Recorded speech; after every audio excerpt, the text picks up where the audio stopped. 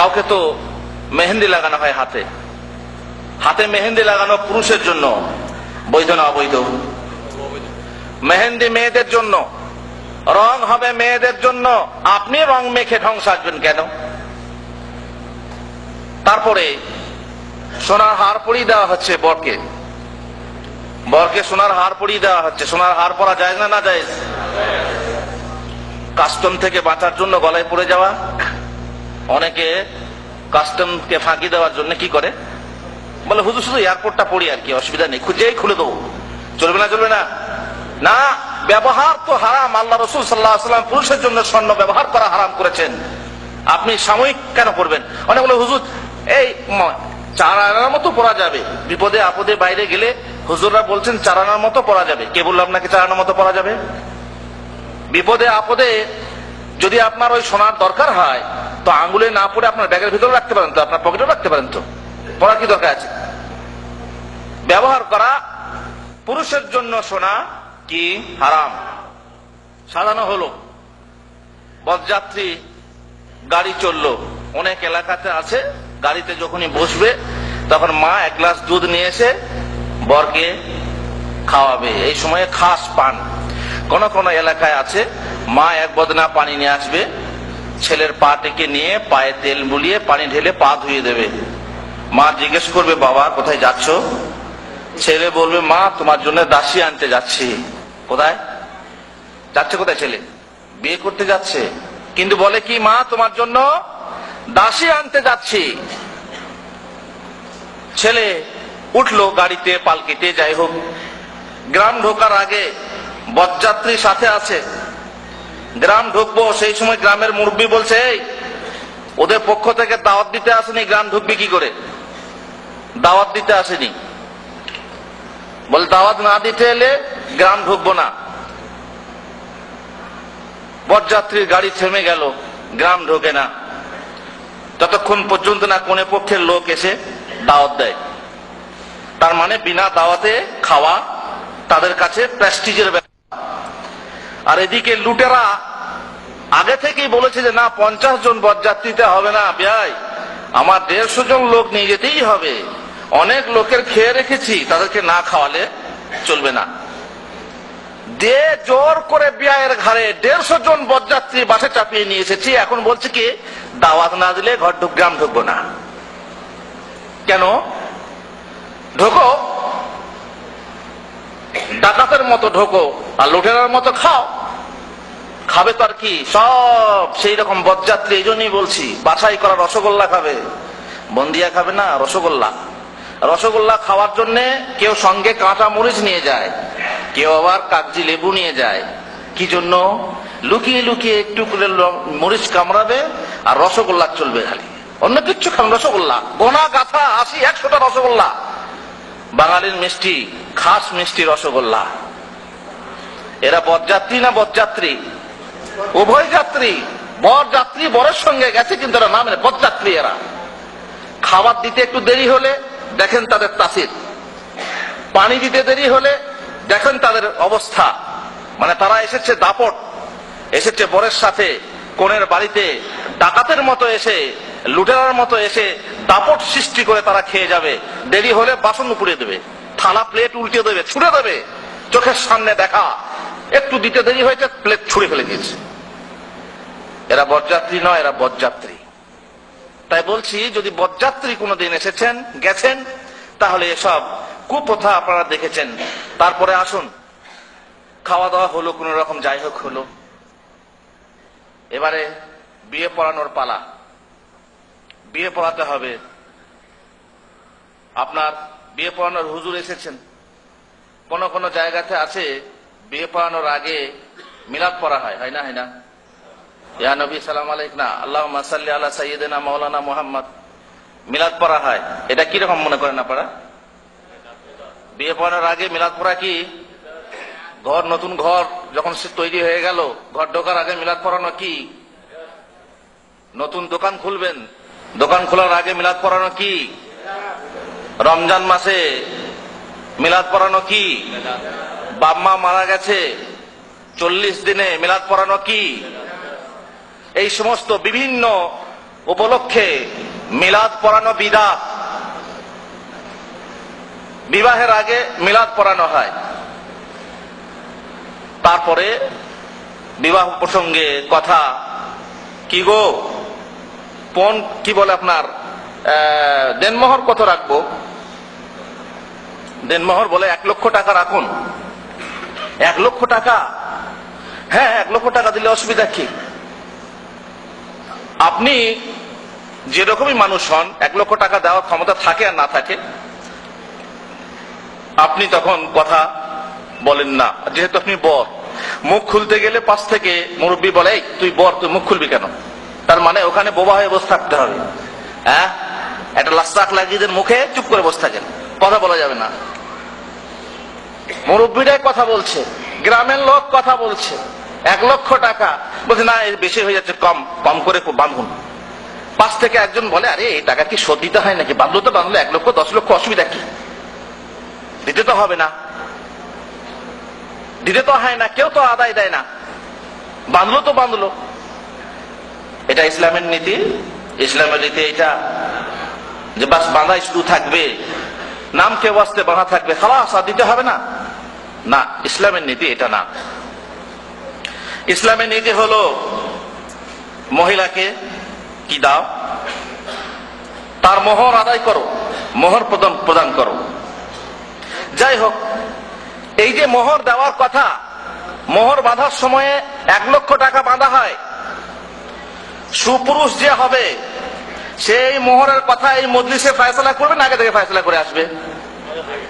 আগে থেকে ফয়সালা করে আসবে যে আমাদের এত মোহর হবে, এবং সেখানে সেই মজলিসে গিয়ে আমাদের কোনো কথাবার্তা হবে না।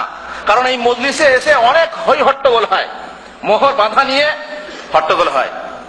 আপনি মোহর মজলিসে নিয়ে আলোচনা করলেন, শেষকালে আপনি মেনেই নিলেন যে ঠিক আছে, বাঁধলো তো বাঁধলো। আমি বাসর ঘরে বইয়ের গায়ে হাত দেওয়ার আগে পায়ে ধরে মাপ চেয়ে নেব, বল দেখো এত টাকা মোহর বেঁধেছে, এত টাকা তো দেওয়ার আমার ক্ষমতা নেই, আর তুমি যদি মোহরানা মাফ না করো তাহলে তোমার গায়ে আমি হাত দিতে পারবো না। এবারে সেই নতুন বউ যে স্ত্রী হয়ে প্রথম দিন প্রথম সাক্ষাতে বাসর রাতে আপনার সঙ্গে কাছে বসেছে, সে কি বলবে যে আমি মোহরানা মাপ দেবো না? বলবে না? বলবে না? বলতে পারবে যে আমি তোমার মোহরানা মাফ করবো না? যদি বলেন করবো, যদি বলে ফেলে করবো না, আপনি তার গায়ে হাত দেবেন না, তার কাছে আপনি থাকবেন সঙ্গে সঙ্গে। তো ভয় করবে সে যে আমাকে হয়তো স্পর্শই করবে না, এমনও হতে পারে যে আমার বিয়েটাই কি হয়ে যাবে, ভঙ্গ হয়ে যাবে। হবেটা কি? সেই মেয়ে মোহর মাফ করতে বাধ্য হবে। এই বাধ্য করে মাফ করানোর কথা কি শরীয়তে আছে? আলোচনা করবো ইনশাআল্লাহ, আছে না? আছে। আর এক সময়ে আমাদের দেশে মোহরানা মাফ করানোর সময় হয়, সেটা কখন?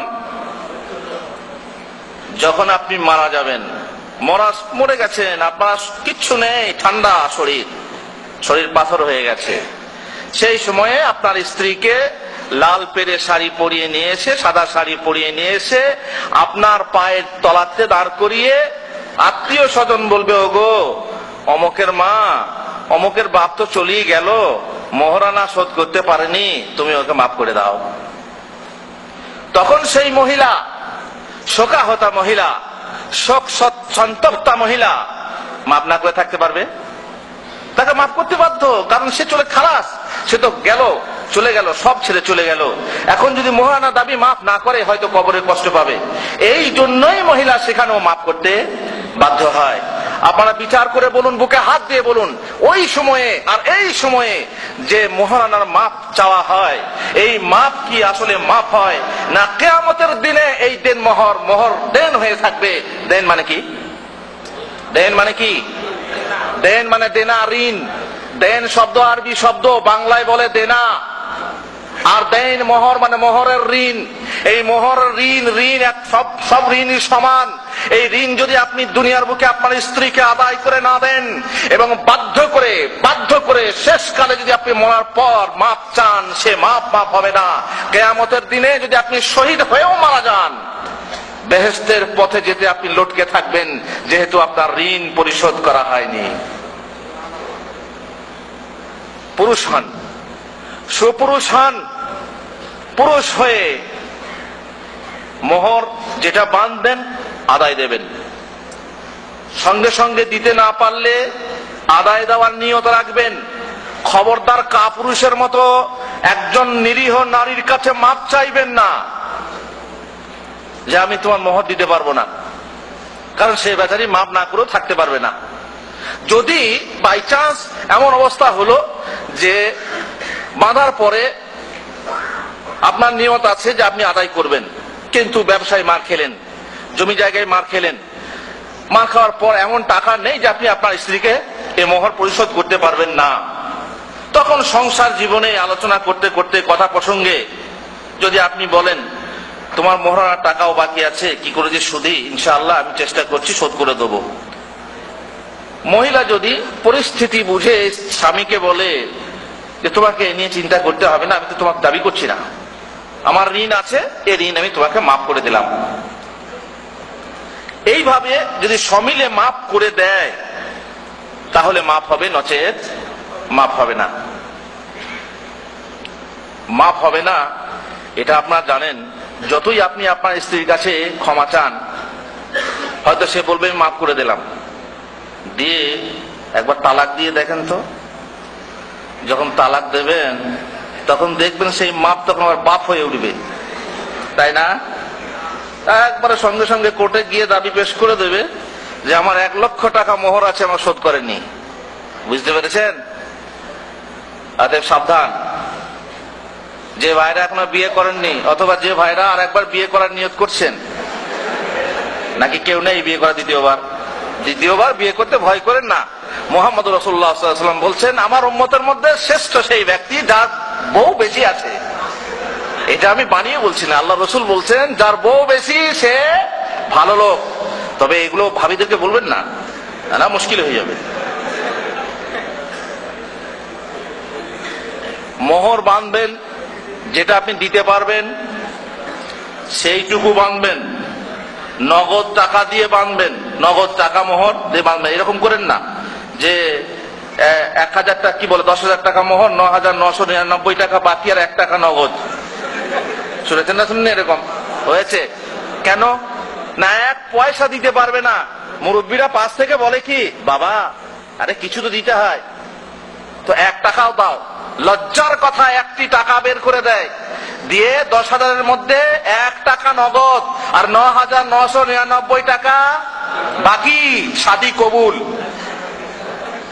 আল্লাহুল মুস্তান। সমাজের অবস্থা এমন, এমন নিকৃষ্ট সমাজ, দুর্নীতিতে ভরে গেছে সব।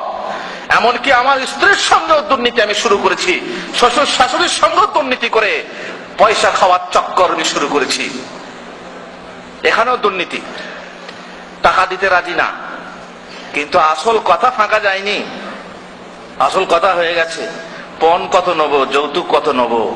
আর আবেগের সাথে আমি এই কথাই বলবো আজ, পণের কথা, যৌতুকের কথা, যে পণ আর যৌতুক নিয়ে আমাদের যুবক ভাইরা বিবাহ শাদী করে থাকে। আসল টাকা যেটা দিতে হবে সেটা ফাঁকি, কিন্তু যেটা নিতে হয় না, যেটা হারাম, সেটা দুর্নীতি করে তার স্ত্রীর কাছ থেকে, স্ত্রী বাম্মায়ের কাছ থেকে আদায় করে থাকে। হায় রে হতভাগা কাপুরুষ! যে পুরুষ নিজে কামাতে জানে, নিজের পায়ে দাঁড়াতে জানে, নিজের পায়ে চলতে জানে, সেই পুরুষ একজন নিরীহ নারীকে কিভাবে ফাঁদে ফাঁসিয়ে তার মা বাপের কাছ থেকে টাকা আদায় করে, যৌতুক আদায় করে, ফ্রিজ আদায় করে, গাড়ি আদায় করে, বিভিন্ন জিনিস সামানপত্র আদায় করে। দুঃখের কথা,